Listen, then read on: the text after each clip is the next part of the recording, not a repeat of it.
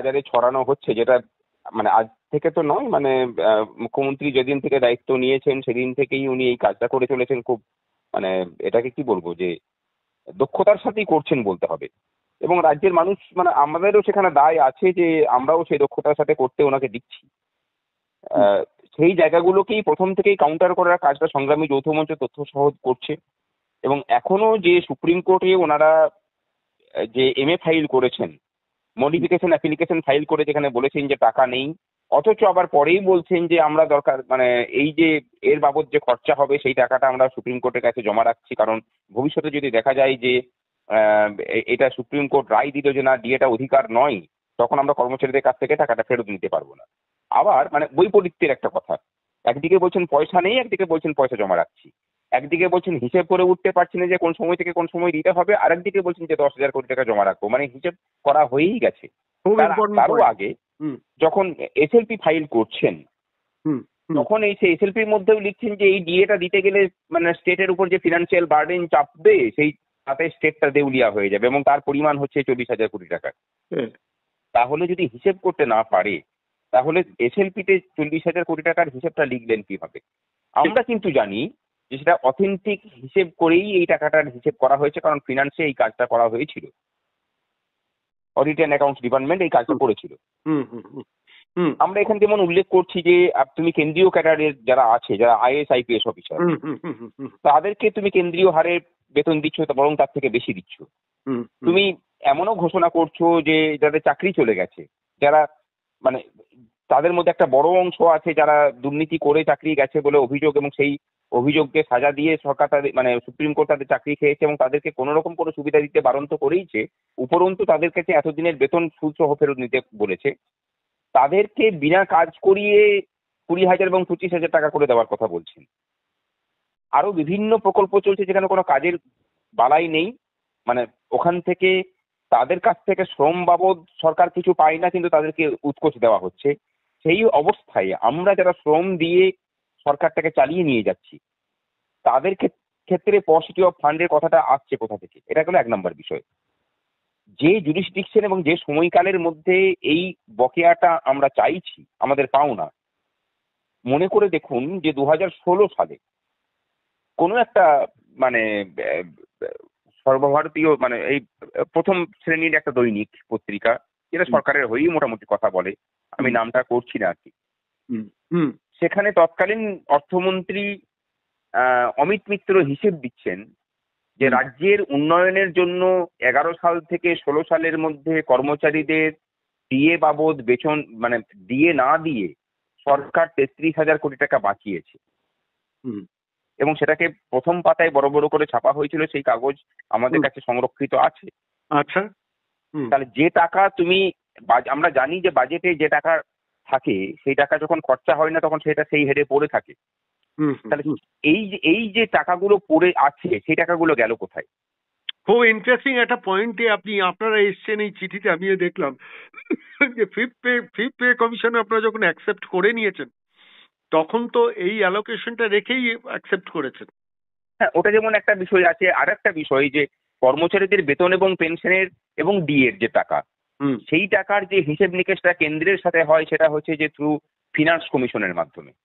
Finance কমিশনকে ধরুন আগামী 5 বছর ফিনান্স কমিশন যেমন রিসেন্টলি ডেকে পাঠিয়েছিল যে সামনের 5 বছরের যে ফিনান্স কমিশন, সেখানে রাজ্যের কোথায় কি ব্যয় বরাদ্দ তার রূপরেখা জানতে চেয়েছিল। এই যে ফিনান্স কমিশনের যে মিটিং যখন হয়েছে, আমাদের কাছে তার কাগজ আছে, সেখানে দেখা যাচ্ছে যে প্রত্যেক বছর কর্মচারীদের ডিএর যে হিসেব দেওয়া হচ্ছে, মানে বেতন এবং পেনশন খাতের যে হিসেব দেওয়া হচ্ছে, সেখানে ডিএটাকে কিন্তু এআইসিপিআই অনুযায়ী 2 কিস্তি করে ধরিয়েই বেতনের হিসেবটা দিচ্ছে, এবং সেই অনুযায়ী এই বাজেটের যে ঘাটতি পড়ছে সেই টাকাটা ফিনান্স কমিশন মেকআপ করছে তাকে দিয়ে পড়ে বাড়তি টাকাটা। তাহলে ধরুন আমি কথার জন্য বলছি যে কোনো একটা বছর তুমি ফিনান্স কমিশনকে হিসেব দেখালে যে আমার কর্মচারীদের বেতন এবং পেনশন দিতে এবং ডিএ দিতে সমস্ত সর্ববাবদ মোট মিলিয়ে আমার 50,000 কোটি টাকা খরচা হবে। এটা কিন্তু আমি হিসেব মানে অ্যাকচুয়াল হিসেব বলছি, আমি উদাহরণ হিসেবে বলছি। দেখা গেল কর্মচারীদের ডিএ না দিয়ে সেই বছর 5,000 কোটি টাকা বাঁচালো সে। তাহলে এই যে 5,000 কোটি টাকা বাড়তি হিসেব দেখিয়ে তুমি বাড়তি টাকাটা কেন্দ্রের অর্থ কমিশনের কাছ থেকে নিয়ে এলে, এই টাকাটা তুমি কর্মচারী এবং পেনশনারদেরকে না দিয়ে তুমি যে বাঁচিয়ে রেখেছো, তুমি এই যে আমাদের বকেয়া টাকাটা সেখান থেকেই দেবে, তোমাকে অন্য কোনো ফান্ডে হাত দিতে হবে কেন? তুমি তো এই টাকা, আমাদের যে পাওনা গন্ডা, সেই পাওনা গন্ডা তো তোমাকে তার বাবদ যে কেন্দ্রের যে টাকা সেই ভাগ তো কেন্দ্র বুঝিয়ে দিয়েছে। তাহলে তুমি কেন্দ্রের টাকাটা নিয়েছো, অথচ আমাদেরকে দাওনি। তুমি তোমার নিজের যে বরাদ্দ সেটাকে কাগজে কলমে দেখিয়েছো, অথচ সেটা আমাদের নামে ক্রেডিট হয়নি। তা এত কিছুর পরেও তুমি মানে পসিটি অফ ফান্ডের যে কথাটা বলা হচ্ছে সেটা শুধুমাত্র বাজার গরম করার কথা। এই কথাটার কোনো মূল্য কোনো আদালতের কোনো স্তরে দেয়নি, সুপ্রিম কোর্টও দেবে না। আগামী দিনে MA অ্যাপ্লিকেশনের যখন শুনানি হবে তখন আমরা এই কথাটাকে খুব জোরদারভাবে তুলে ধরবো, এটা নিশ্চিত থাকতে পারেন। মানে আপনারা চিঠিটা চিফ সেক্রেটারিকে ধরিয়ে রেখেছেন, মানে একদম সরাসরি সংগ্রামী যৌথ মঞ্চের তরফ থেকে মানে সোমবার দিন আপনারা একদম মানে চিফ সেক্রেটারির উদ্দেশ্যে গিয়ে চিঠিটা ধরিয়েছেন। মানে আমি শুধু আপনার কাছে আমি শেষ করবো আজকের এই কথাটা, এই প্রশ্নটা করে, তার মানে কি আপনারা সর্বাত্মক লড়াইয়ের পথে নানান পদ্ধতিতে এগোচ্ছেন? হ্যাঁ, সেটা তো দেখতেই পাচ্ছেন যে আমি আইন আদালতের যে লড়াইটা, আইন আদালতের যে লড়াইটা, সেখানে আমরা যেভাবে ভাবছি আশা করি সেটার মধ্যে টুইস্ট থাকবে, সেটা যেমন একটা বিষয়। এবং তার থেকে খুব স্পষ্ট করে বলি, আমাদের পাখির চোখ, আমরা বরাবর বলে এসেছি যখন ডিএ নিয়ে আমরা লড়াই করছিলাম যে আমাদের লক্ষ্য হচ্ছে ডিএ নিয়ে মহার্ঘ ভাতা নিয়ে মানে মহার্ঘ ভাতা নিয়ে স্থায়ী আদেশ নামা, যেটা দিল্লি এবং বঙ্গভবনের, দিল্লির বঙ্গভবন এবং মানে চেন্নাইয়ের হোস্টেলের কর্মচারীরা যে সুবিধাটা পেয়ে থাকেন স্থায়ী আদেশনামা বলে, সেই আদেশনামাটা এই রূপাতেও কিন্তু রাজ্য সরকার জারি করে রেখেছে।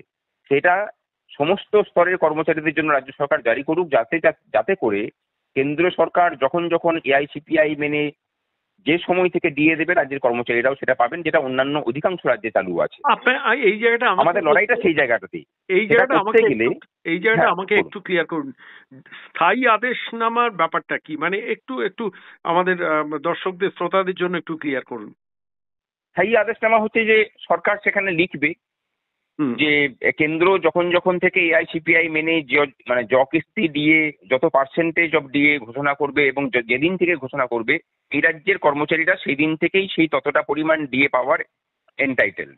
আপনি কি ভাস্কর বাবু যেখানে বকেয়াটাই দিতে চাইছে না, সেখানে কি আপনি আদৌ আশাবাদী যে মানে এরা স্থায়ী আদেশনামা জারি করবে? এবং সেটা নিয়েও তো আপনাদের বারবার করে আদালতে তখন ছুটতে হবে স্থায়ী আদেশনামার জন্য। না, আশাবাদী বলতে আমি আশা ঠিক করি না, মানে আমি প্রত্যয়ী। আপনি বিশ্বাস করেন যে কোনো মূল্যে হোক এই দাবিটাকে আদায় করে আনতে হবে? একদমই, মানে আমি নিজেকে দেখুন, আমি প্রত্যেকটা মুহূর্তে, আমি এবং সংগ্রামী যৌথ মঞ্চ আমরা প্রত্যেকটা মুহূর্তে নিজেদেরকে স্বামী বিবেকানন্দ এবং নেতাজির উত্তরসূরি ভাবি।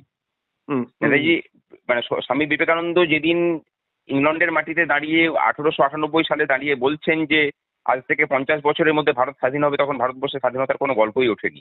তিনি প্রত্যয়ের সুরে বলেছিলেন 49 বছরের মাথায় ভারত স্বাধীন হচ্ছে। যে প্রত্যয় নিয়ে নেতাজি সুভাষচন্দ্র বসু ঘর ছেড়েছিলেন, সেই প্রত্যয় নিয়েই আমরা এগিয়ে চলেছি। হয়তো কেউ বিশ্বাস করছে না, আমাদের কর্মচারীরাও বিশ্বাস করছেন না যে দেবেন বলে, কিন্তু আমরা যারা লড়াইটা করছি আমরা প্রতি মুহূর্তে প্রত্যয়ী যে হ্যাঁ আমরা ছিনিয়ে নেব। তবে